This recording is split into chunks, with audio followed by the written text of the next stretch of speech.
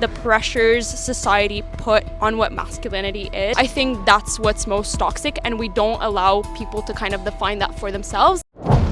Is my very existence as a man toxic? Like, I'm a masculine man. Is my very existence toxic? I'm not even the most masculine man. I mean, come on, there's some juggernauts out there chopping wood and lumber and welding things. And is the very existence of men now toxic? We're going to find out. But I know the answer for me. I want to hear the answer from you.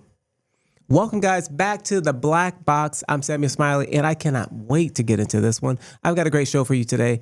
But before we even get into it, you know what to do. Hit the like button, hit the subscribe, and make sure that you ring that notification bell because I don't want you to miss a single video. Can't wait to hear your response from this one. We're talking about the big one, guys, toxic masculinity. I can't believe I even say the words.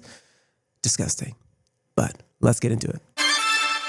Be a strong and masculine man because I want people looking at me and get women and whatever. I think that's toxic masculinity. No, it is not toxic. I believe that masculinity is needed today. When I look at people my age, like it's all about toxic masculinity. And I would just say that that's not like a good message to send. The classical role of men is not like sustainable today. Now, like there will have a lot more of women that prioritize careers over like family. Not being the breadwinner in certain cases can be like makes some men self-conscious, like feel like they do not belong as much. I think you can be masculine just by being yourself.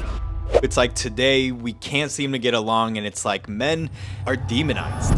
Men are literally disgusting. White men dominate and exclude women. Men are trash. That's common in society. And in the absence of proper role models, men are feeling lost, lacking direction, and even forgotten. Young men didn't know what they were supposed to be doing. Most men are desperately lonely. And if either gender can't show up as their best, it can only hurt society. But in today's lack of nuance, is it considered sexist to even explore masculinity? And can we realistically find a balanced approach to gender dynamics, or is it too far gone? I guess we gon' see.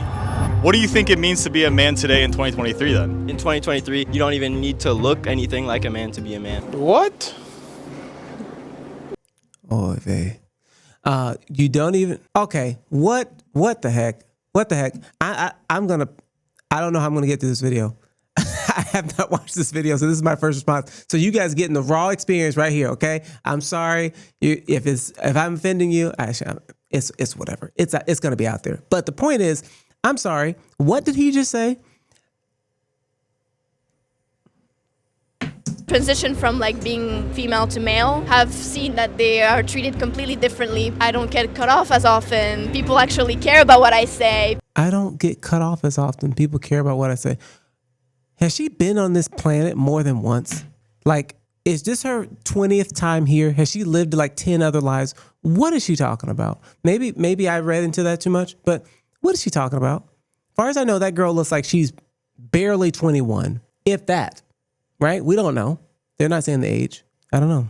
Let's keep going. Do you think society still values masculinity? I don't understand why would we need to value that. Gender and roles, like, I feel like it's not good to be like defining what's good and what's wrong. It's whatever you're feeling like. I have masculine traits, and I think I have feminine traits. Feminine traits that I was thinking about, my hair and some parts of my face look like that, but facial hair and stuff, those things are like masculine. This is true. We all have masculine and feminine traits. That first statement, bro, I still got a problem with you. With that one though, the not being able to identify, I think that type of thinking really leads people astray because it's like what she's talking about is just whatever goes, and it's just like, well, where do we even land as society if that's the case? What's wrong and what's right? What's black? What's white? How do we know what's up and down? That type of thinking leads to anarchy and chaos. We have to be able to define what a man and what a woman is. And guess what? We already have for thousands of years. And we know what masculinity traits are. We know what feminism is, or femininity, excuse me. And we definitely know what feminism is, and we know what the dark side of feminism is as well. But it's like, it is to be cherished. And even the freedom that she's speaking with right now, if she was in a situation, she's going to call authorities, police officers, military, and guess what? They're not coming in there with their feminism and their femininity traits. They're coming in with hardcore, logical, masculine authority to set that room environment straight. It's definitely still a reason for masculinity, people. All right, let's keep going. I'm Richard Reeves, president of the American Institute for Boys and Men, a think tank and research organization that will be specifically focused on the issues facing boys and men today. You mentioned that both the left and the right are approaching masculinity incorrectly. Why do you think this gap exists where only the extreme definitions of masculinity is currently being presented? It's one symptom of a broader problem in society, which is a polarization and zero sum. That the right are saying you should be more like your dad, and the left is saying you should be more like your sister. And in the middle are most of us, and trying to figure out how to be guys in a world that's changed. As time changed, those roles kind of went away. Young men don't know who they truly are. In that instance, then, how would you personally define like a real and mature man? The process by which a boy becomes a man is always a bit more fragile, a bit more socially difficult. There's a reason why every society has had rites of passage and ways to help boys make that transition. I have 3 sons, and I've tried to raise them being willing to put yourself out there, to take some risks, and sometimes risk rejection or failure. The second is this sense of graciousness and understanding and absolute respect for women and other men and everyone else in society. And thirdly, I think it does bring in the reality of something of a protector role, which is the reality that women on average are more physically vulnerable than men. And also, I just want to point out something that I thought was very poignant, what he just said as well. Women also, he didn't say it here, but women also have a rite of passage. It's called starting their period. It's, going through puberty, and it's going through that. That's like kind of a rite of passage. Like, oh, you're a woman now. We've all heard that phrase. It's like, oh, you're a woman now, honey. You're, around 12, 13, sometimes earlier, that you're coming into that womanhood. For men, it's a little bit different. Obviously, the voice gets a little bit deeper and starts growing, and mustache and, hair under the armpits, all this kind of stuff. And when you think about it, it's like, yeah, there are natural ways that our bodies go through a way of passage to say, hey, here's who you are. Here's where you're going. Here's what you need to do. And men are naturally stronger. Just lung capacity, muscle fibers, reaction time when joints, you name it, the wear and tear that we can take on our bodies, the connectivity within our brains to just turn off emotion and go, all right, coach, I'm going out there and I'm going to destroy that other guy on the other side of the field. These are things that are just innate to our manly characteristics that just are born into the DNA of the male species. Kudos to this man who's taking that on and going, okay, how can I help this new generation of young men coming up? And honestly, I'm sure that we can all learn something from all of his many, many hours of research. But it's like, how do I help this society and this generation where on one side they're being attacked for just existing and being told you need to be something else? Who the heck are you to say that I don't need to be existing as the thing I was born to be? I am a male. I'm going to be masculine. I'm going to be rowdy sometimes. I'm going to be loud sometimes. I'm going to be angry sometimes. And I'm also going to be protective, and I'm going to be nurturing. And I'm also going to be, helping around the house, and I'm going to want to lead, and all these things that encompass what it means to be a man. Very fascinating, but there are rite of passages on both sides. And so it's clear that there's been a change, whether it be the perception or definition of masculinity. And so I was curious to ask those who perceive it as toxic. How do you think the role of masculinity has evolved over the years? I'm Gen Z, and I feel like we're a lot more open to talking about our feelings, and the guys even, but I still think we have a long way to go. I wouldn't say it changed, but more like it's looked down upon. It's still the same, but now it is, I think the definition itself changed. Do you think that toxic masculinity is a result of biology or culture? Culture, definitely. It all depends on how you're brought up, and how, for example, a guy who's raised with women will have a different personality to guys raised with men. It's a mix of both. I'm going to talk about this experiment that was done, but it was about some monkeys. There was this monkey in a group that was generally more aggressive, and that kind of permeated throughout the whole group. At some point, they literally got into fights, and they would I think they ended up killing each other or something like that. They took away all the monkeys that exhibited those traits, and then the next generation was totally fine. If we deem that these reactions are normal normal and like aggression and violence is normal, that will become part of our daily lives. Why has masculinity become demonized? Merely by raising the issues of boys and men, you put yourself in a particular tribe, and that's the tribe of people on the alt-right, in the manosphere, and therefore against the other tribe, which is the tribe who are worried about women and girls. And if there's a war, you've got to pick sides. And I think every aspect of that is wrong. There are all kinds of challenges facing young men and young women that are different as well as overlapping. I totally agree with that. You cannot go into this approach going, it's them against us and we can't get along. Guys, I love women. Okay. All right. I'm with a woman, a real one, and take that for what you want. And I feel like there is in no way, shape, or form that you can bring people from both sides of the aisle together if you already outright say, we can't get along, it will never work, men and women can't exist together. We can, we will. But we have to be able to come to the table, have conversation. This is great. I will say this. This is great. We're on the right track. Let's see what else we can get out of this. Because today, the message that is traditionally spoken to men has shifted, and especially in the media. The controversial Gillette We Believe ad in 2019 was a perfect example. Is this the best a man can get? It's been going on far too long.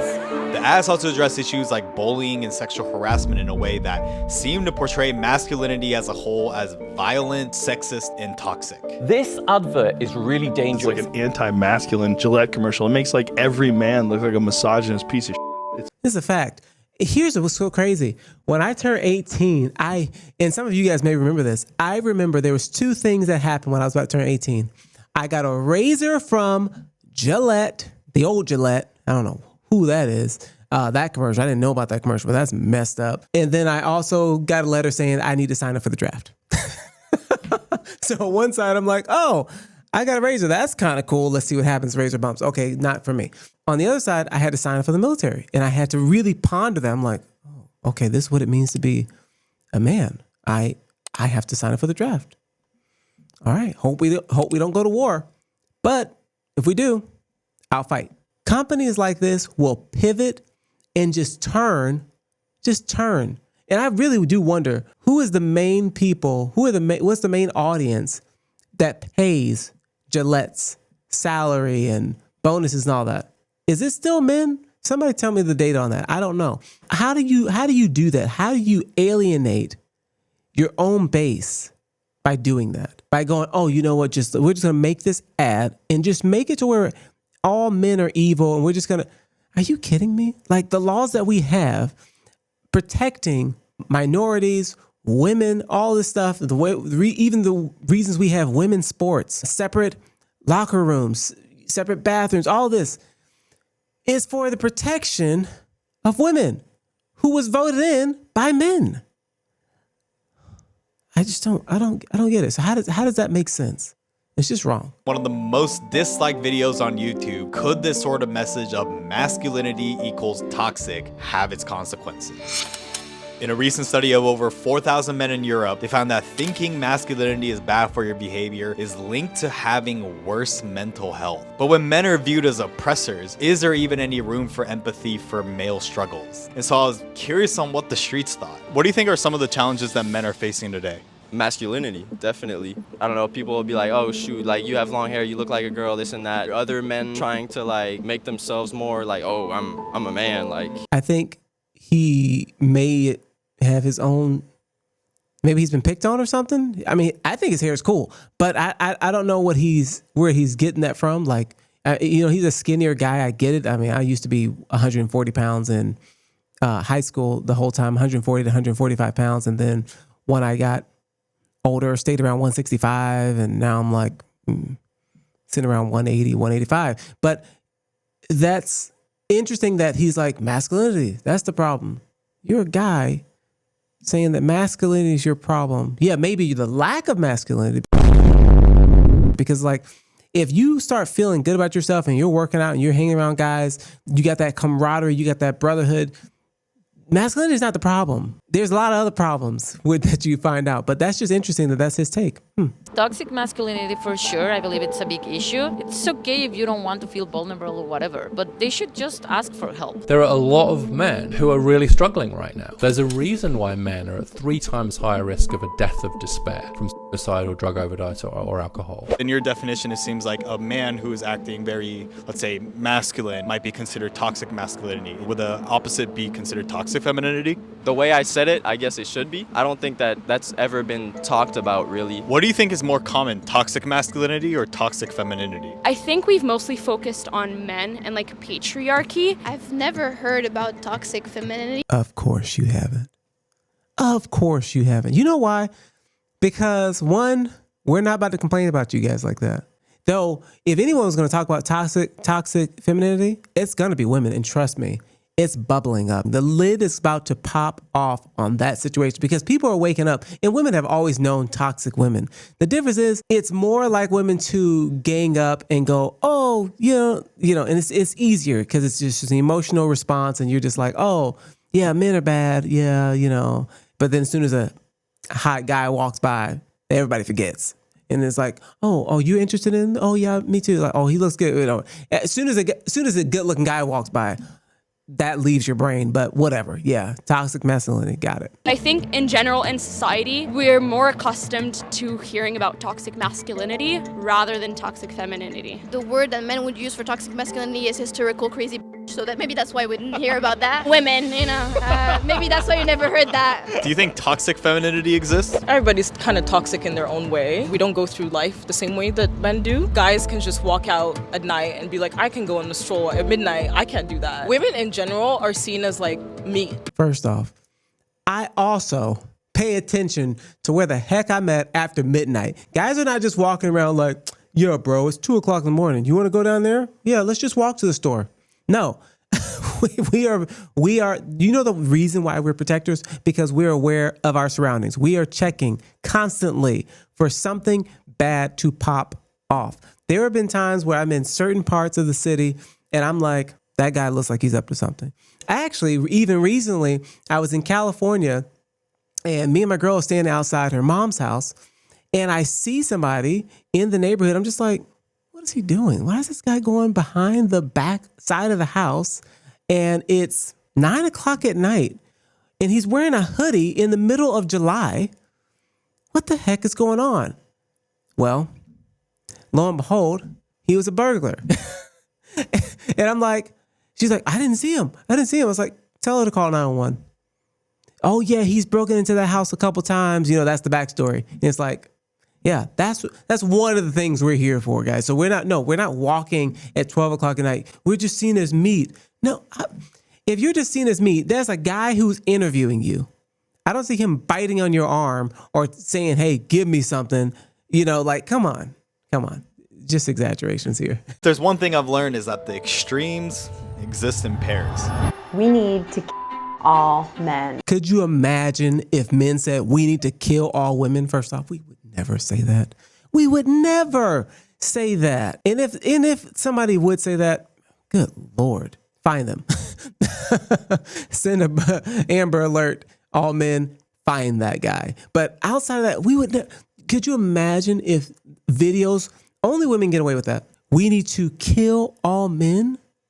I mean, that's gut-wrenching to me. That is gut-wrenching. I don't even know what to say about it. And as of November 18th, 2021, the fact that searching all men on Twitter resulted in 87 profiles, while proud misandrist yielded 26 profiles, suggested that not only are people promoting such views, it may also be becoming more socially acceptable. This is an assault on all men. I think men in general will have to be a bit kind of snowflakey. And it's even happening to the youth. At a school assembly in Broward College in Australia, all male students were told to stand up and apologize on behalf of their gender for collective ills such as sexual assault.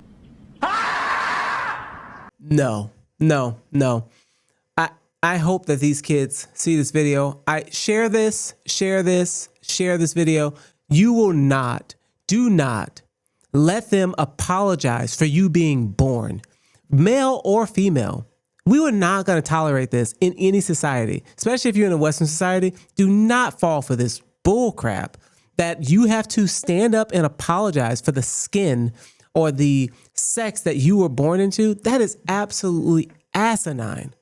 I'm not about to apologize for being a man and being born this way when I had absolute zero control over it. And it is not a problem that I was born a man. It is a blessing from God that we're even here, any of us.